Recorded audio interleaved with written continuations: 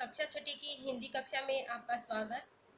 बच्चों, पिछली कक्षा में हम सभी ने नादान दोस्त कहानी के विषय में पढ़ा। आज हम उसी पाठ पर आधारित, उसी कहानी पर आधारित प्रश्नोत्तरों पर चर्चा करेंगे, जो इस प्रकार है।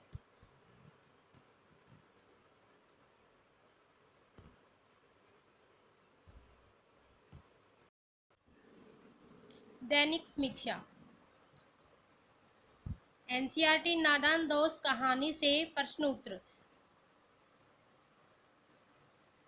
केशव ने श्यामा से चीथड़े, टोकरी और दाना पानी मंगाकर कार्निस पर क्यों रखे थे? कार्निस पर चिड़िया के अंडे थे। केशव और श्यामा ने सोचा कि अंडों से बच्चे निकल आए होंगे। उन्हें धूप से बचाने के लिए छत बनाना था, इसलिए टोकरी मंगाई गई। चीथड़ों से उनके लिए गद्दी बनाई गई। दाना पानी मंगाकर उनकी भूख मिटाने का प्रबंध किया गया। प्याली में खाने के लिए दाना और पानी रख दिया। Next question.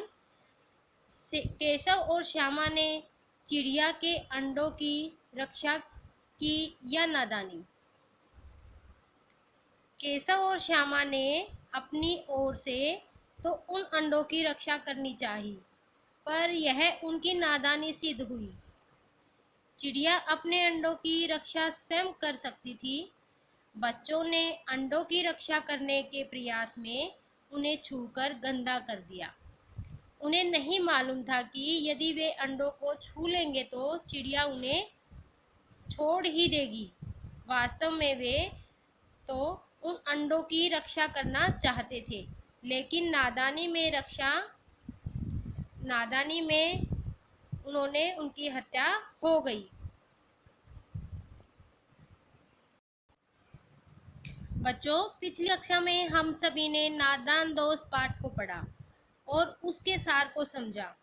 आपने पाठ में कई ऐसे शब्द पढ़े हैं जिनके आगे शब्दांश लगकर नए शब्द का निर्माण हुआ है, और किसी शब्द के अंत में शब्दांश जोड़कर उसके अर्थ में परिवर्तन आया है। आइए जानते हैं ऐसे शब्दांशों को क्या कहते हैं। अब हम SB 12 पर दिए गए उपसर्ग और प्रत्यय के विषय में पढ़ेंगे, जो इस प्रकार है।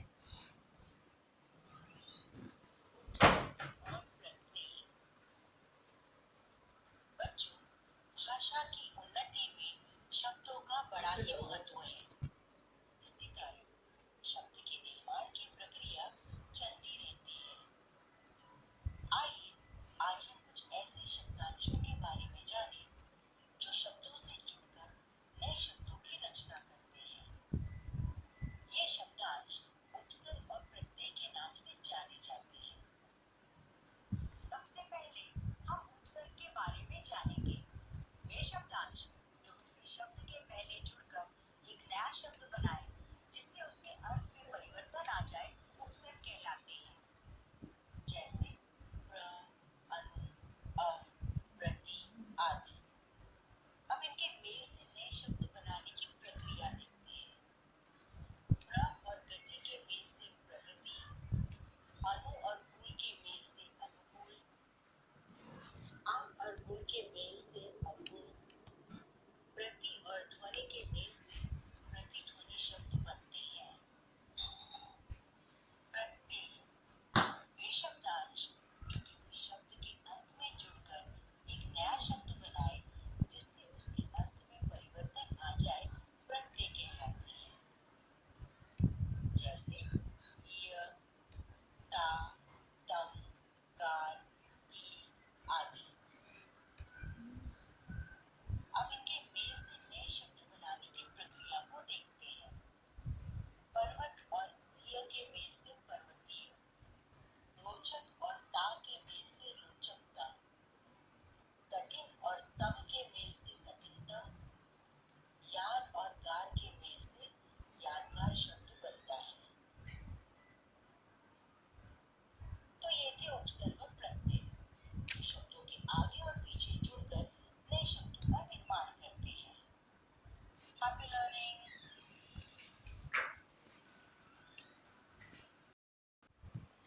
बच्चों, आप सभी ने उपसर्ग और प्रत्यय के बारे में जाना कि जो शब्दांश किसी शब्द से पहले लगकर नए शब्द का निर्माण करते हैं वे शब्द उपसर्ग कहलाते हैं, और जो शब्दांश किसी शब्द के अंत में जुड़कर उसके अर्थ में परिवर्तन ला देते हैं वे प्रत्यय कहलाते हैं। अब हम SB12 में अभ्यास प्रश्न 7 में 7.1 और 7.2 पर चर्चा करेंगे, जो इस प्रकार है। अभ्यास प्रश्न 7.1, निम्नलिखित प्रश्नों में प्रयुक्त उपसर्ग और मूल शब्द चुनिए। निशांत शब्द दिया गया है, शब्द में हम मूल शब्द और उपसर्ग निकालेंगे। निशांत में नी प्लस शांत, तो शांत में नी उपसर्ग लगा है। कुपुत्र में कु प्लस पुत्र, पुत्र में कु उपसर्ग है। पुत्र मूल शब्द है और कु उपसर्ग है। अवगुण, गुण मूल शब्द है और अव उपसर्ग है। सफल, फल मूल शब्द है और स उपसर्ग है। नेक्स्ट, निम्नलिखित शब्दों में प्रयुक्त मूल शब्द और प्रत्यय को चुनिए। मानवता, मानवता शब्द दिया गया है, यहाँ पर मानव मूल शब्द है और ता प्रत्यय है। भलाई, भलाई में भला मूल शब्द है और आई प्रत्यय है। धनवान, धन मूल शब्द है और वान प्रत्यय है। लिखाई, लिख मूल शब्द और आई प्रत्यय। नेक्स्ट क्वेश्चन, निम्नलिखित शब्दों में से मूल शब्द और उपसर्ग या प्रत्यय अलग करके लिखिए। यहाँ पर कुछ शब्द दिए गए हैं, जैसे सब्जी वाला, अमर, आकार, पढ़ाई। इन शब्दों में हमने उपसर्ग और प्रत्यय अलग करके बताना है।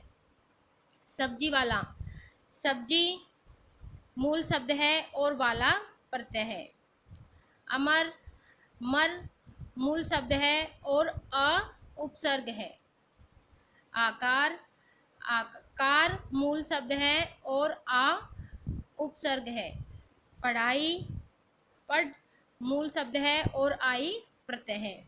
तो बच्चों, आज हमने उपसर्ग और प्रत्यय के बारे में जाना। तो आप SB12 में दिए गए प्रश्न संख्या 7 में 7.1 और 7.2 को आप अपनी नोटबुक में लिखेंगे। धन्यवाद।